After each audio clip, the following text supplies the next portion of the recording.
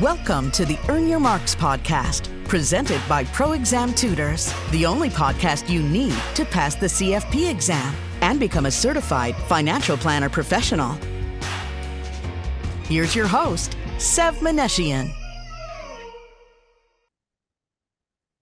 Welcome to the Earn Your Marks podcast. I'm Meneshian, certified financial planner practitioner, lead tutor, and the founder of Pro Exam Tutors. Now, in this episode, I'm going to talk about some of the topics and general principles that you can expect to see on the CFP exam. Of course, we won't know exactly what we're going to be tested on, but that's why I'm covering all the topic areas that are important, the 8 principal topic areas that you'll be tested on, and of course the subtopics, we can say. But I know this is a lot of information. I know it's overwhelming, tons and tons of information. So what I'm going to do just for this episode, go over the major areas within general principle. Again, there are tons of areas within general principles. We don't want to skip over any of them, but we'll do a handful of the really, really important stuff. So number one, let's look at college funding. So the type of questions that you might see with college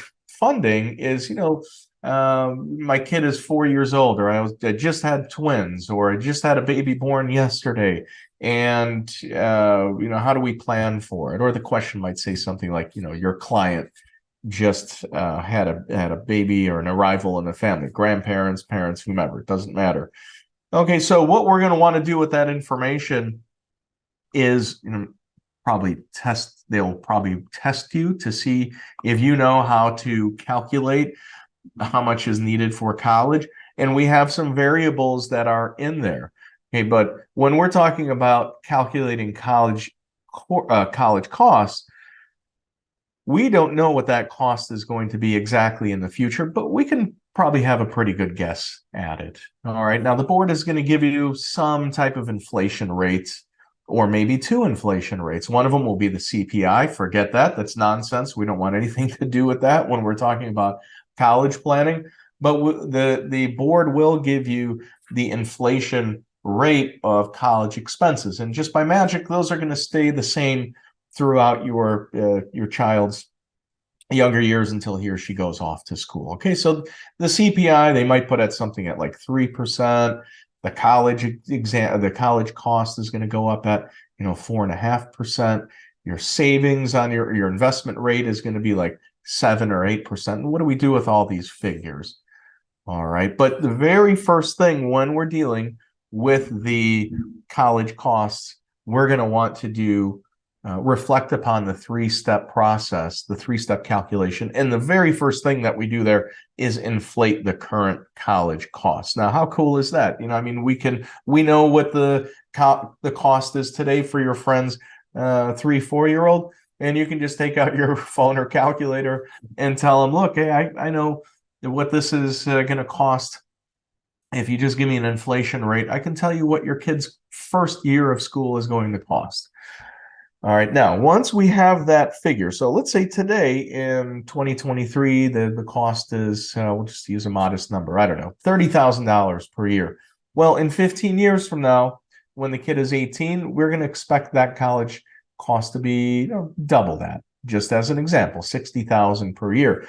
And then what you're going to do, and so that's your first step, but in your second step, then what you're going to do is you are going to add up the present value of all 4 years of that college tuition that, oh, by the way, is also growing at the college tuition inflation rate. And let's not forget about the pot of money that we've put aside to pay for the child's education. This is the very reason that they're asking you this question, that the board is asking you this question. What's the pot of money that we need to save? I mean, we absolutely need that. Okay, or it could be, in real life, it could be a client or a friend or family member asking, hey, what do you think is going to be, the all-in costs for college? Well, how much does it cost now? How much is it inflating at? What's the rate of return going to be on your investments? And if you give me those 3 variables, then I can really tell you anything that you need to know about the costs. Once we've handled this inflation-adjusted rate of return section of the 3-step calculator process, And then what we're going to do is calculate how much do we need. And if this is what they're asking you, if the board is asking you, well, okay, now your clients need to know exactly how much they need to put away for their 3-year-old so that in 15 years he'll have enough money in his 529 so that he can then we as the parents don't have to save anymore, and then the kid, we can just pay his college tuition from the accumulated savings and earnings in that account, and winding up with nothing after 4 years. Okay, so again, we got an inflation of the current costs. That's step one. Step two, we're finding the present value of all of those future costs for college, typically, just 4 years, maybe 5. And then what we're going to do is looking ahead now to college, whether it's 18 years, 15 years, 3 years, whatever happens to be. We're going to tell the client, okay, well, you need to save, $5,000 a year or $20,000 per year, depending on how aggressive and how close to that goal that they are. All right. Now, keep in mind a couple of things.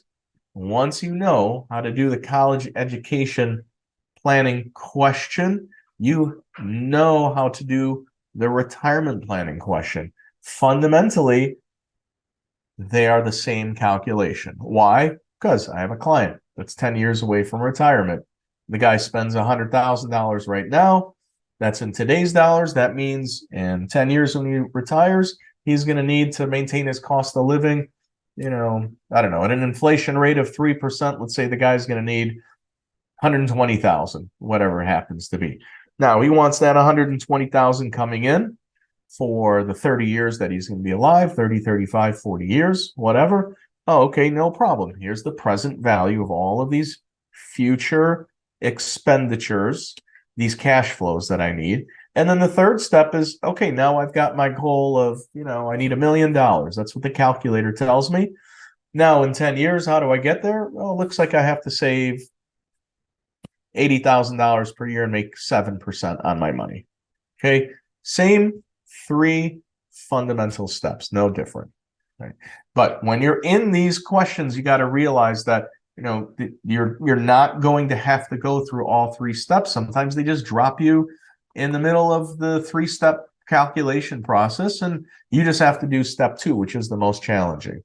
Or sometimes they do that for you and they try to throw you off, and then they say, well, just figure out what lump sum do we need today to fund college or retirement 5, 10, 15 years in the future. All right, so key takeaway from any education or retirement planning questions, calculator questions, that we can, if we master the 3-step process. I know that there's a 2-step also calculator process. It takes a little bit less time, but I think the 3-step is a little bit more easier to follow, so you can get into the mind of the calculator a little bit and understand what's going on there. We don't want to go into the exam just memorizing keystrokes. The board probably knows that you know how to memorize keystrokes, and so they'll have questions that will have you not rely so much on just plugging the information and running with it. The other part I remember, or I mentioned before, don't confuse the inflation rate with the college inflation rate. Two different rates. They like to throw the CPI number in there just to confuse you. Okay. Now, how do you get past this with your studying and get past it on the exam? Do a lot of the questions, even if you have to repeat them. It's not the end of the world if you have to repeat these questions over and over again. You might as well get them right on the wrong in practice, right on the exam. Now, another section that could come up within general principles is the business cycle. So we're talking about peak and contraction and the trough, and then after the trough, then we get our expansion. That leads to the peak, and so on and so forth. But type of questions you might see is where in the business cycle are consumers? Where would you see rising inflation? Where do you see things like foreclosures, declining unemployment, rising unemployment, growth in corporate earnings, slowdown in corporate earnings? Where are we in that cycle? Are we depending on the questions being asked? All right. So just be careful there. or be mindful of the fact that we're going to get maybe some economic questions on the exam. Other types that are on the basic side of things, if we're talking about the 7-step process in the financial planning process, what step are we in? Are we in, if we're talking about a discussion with a client about unachievable goals, where does that come into play in the whole discussion in the 7-step financial planning process? Well, that comes in the second step, identifying and selecting goals. And the key takeaway here is that you need to know the order of the practice standards or the financial planning process, but you also have to have a good understanding of what is going on in each one of those steps, because the board can easily ask you a question, drop you into like the 5th step, and you've got to know what it is. Other things as they relate, let's say, to the economy, about Federal Reserve actions. This gets a little bit confusing for some students, but what you want to just figure or keep in mind with the Fed is that they're controlling the money supply. So do they have like an expansionary or a contractionary monetary policy? What are the things that they can do there? Can they take part in open market operations? Can they buy and sell bonds? Can they raise and lower cash reserve requirements that we have to have at the banks? Can we alter the discount rate? So make sure that you have a good idea of what the Federal Reserve's role is. And also, you want to have that completely separated from what the federal government itself. Make sure there's a distinction between the Federal Reserve, which is not a governmental entity, and the federal government, what they can do. Can they go out and can they sell securities? Can they tax more? Can Congress tax less to spur the economy or slow it down by taxing more? Okay, make sure that you know what these two major players of the economy, what type of activities that they can put into place to maneuver the economy in a way that they see is best for most of the consumers out there. Okay, if we're buying treasuries, you think of what's happening from the Federal Reserve standpoint. They're pumping money into the economy. If they're selling treasuries, obviously they have a bank of treasuries so that they are extracting cash or taking it out of the system, and it's going to be sitting in a vault, so to speak. Okay, so less money floating out there tends to cool prices down. Okay, so those things that we have to know. Okay, the Congress sets fiscal policy that deals more with taxation and spending. The Fed deals with monetary policy, just handling the pure, let's say, supply and the ability or scarcity of money. Now, another section that you might be tempted to breeze through, which you absolutely cannot do, are the Code of Ethics and Standards of Conducts. A standard of conduct, excuse me. So the type of questions you might see. Well, you could see questions from obviously conduct, but compensation, conflicts of interest. This may be an area where you're tempted, like I mentioned, to breeze through. You don't want to make that mistake at all.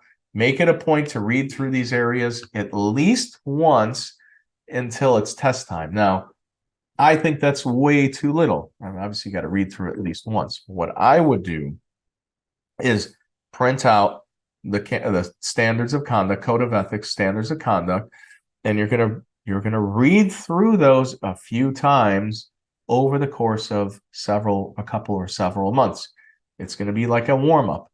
It can be painfully boring, but if you're doing it 2, 3, 4, 5-minute little clips or intervals, almost like a warm-up before you study, then a lot of that dry material, it will look familiar to you when you get to your Q bank questions, and it'll maybe look even more familiar to you, hopefully more familiar to you once you make it to the CFP exam and they start peppering you with these type of questions. All right, but reading through the code and the standards, that's going to help lay the foundation for some of the questions that we're gonna see. Okay. You also want to have the difference down between exceptions and exemptions to registering or registration under our Securities Acts. Okay, so you're going to have the acts of 1933, 34, 40, Sarbanes-Oxley, new Bankruptcy Prevention Act. There's tons of them out there. The big ones that you want to be concerned about are the first few that I mentioned, the acts of 1933, 34, 40, dealing with the licensing and registration of those that are giving securities advice. If we have new issues, new investment issues, okay, so those can your Series 6, Series 7 type things, you have to reach back into the grab bag and grab those from your days that if you took your series licensing exam, those are the type of questions that you'll see. We have the acronym LATE. Okay, so lawyers, accountants, teachers, and engineers, those are exceptions to registering. Same with newspapers and magazines. Okay, people that only deal with U.S. securities. For example, like treasuries, there's no risk to default there. So that's likely the reason that people that only deal with U.S. securities don't have to register. The exemption is that for exemptions from registering, the big one there is that the insurance companies. There are questions on mortgages. Now, I will tell you, during the refinancing boom of a few years ago, it was pretty cool to be on the phone with my clients who were wondering if they should refi or not, and doing that calculation for them in a matter of moments. Just using the 10b2 plus. I can tell them what their new payment would be, how many years it would take to pay off any closing costs that came from originating that mortgage or for refinancing. But you're gonna be asked to compare mortgages, likely in a variety of different ways. One situation, you might be given an overview of a client's overall financial situation and asked if an adjustable rate mortgage or if a fixed rate mortgage makes sense. Should the client rent, or should he or she buy? Should we lease or should we own? Should we refinance a mortgage? If so, as I mentioned, how many years is it going to take for us to make up for that money? But in all these situations, you'll notice what's happening is that the exam is asking you to put the client's interests first before your own, and they might pepper in some things where it's a little bit more advantageous for the CFP professional that that the client refi through a certain bank because of, I don't know, some relationship that the CFP has over there. They can get a better deal there, or do they go with a slightly not as good as a deal but over at this other bank or lender over here because there's no affiliation. So yes, there are going to be plenty of black and white, straightforward questions, but you're going to likely see some gray area. Can't say for sure, but let's just say I'd put my money on saying we're going to see a lot of gray area questions on the CFP exam as well. But remember their objectives, what they want to know. Okay? If, for example, on mortgage payments, if they tell you that they want a lower payment, don't go for the option with a better rate, but a higher payment, okay?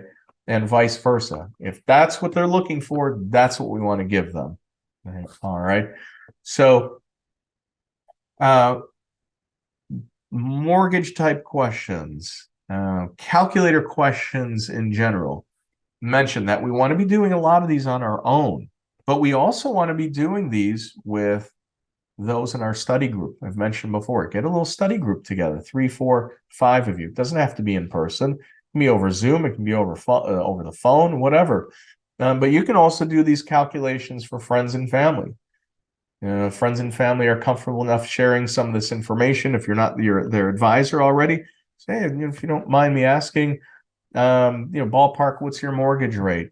I see mortgage rates are higher or lower. Do you want me to calculate a potential refinance on your end? Whatever. Make up a scenario just so you get more practice in there with the calculator. If we expect 5, 10, 15 calculator questions on the exam, we want to get 8 out of 10 of those correct. So, as far as the topics that you're going to be tested on, We have 8 principal core topics. We have tons of topics under each one of those 8 principal topics. What I shared with you today, this is just basically it in a nutshell. These are some of the topics that you can expect to see on the CFP exam. And, just keep in mind, it's a very challenging, very difficult exam. It's certainly going to challenge you regardless of your background or credentials. And most definitely studying is a significant commitment. So make sure that you're hitting the books, that you're doing lots of practice questions. And if you haven't done it already, subscribe to our YouTube channel at Pro Exam Tutors for videos on other tips and topics. And if you find this information to be helpful, please let me know with a like and a comment. Always love hearing from you guys. And if you know someone that can benefit from this knowledge as well, please be kind and share it with them also. Well, thanks again. Good luck in your studying and see you soon. Thanks for listening to this episode of the Earn Your Marks podcast. For more information or to get in touch, visit us at proexamtutors.com.